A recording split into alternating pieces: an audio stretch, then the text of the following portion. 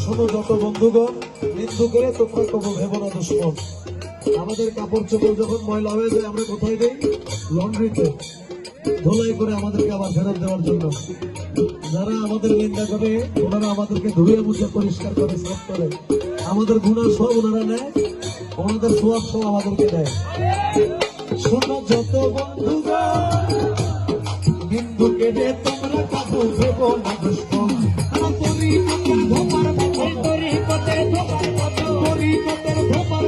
ধুয়ে করে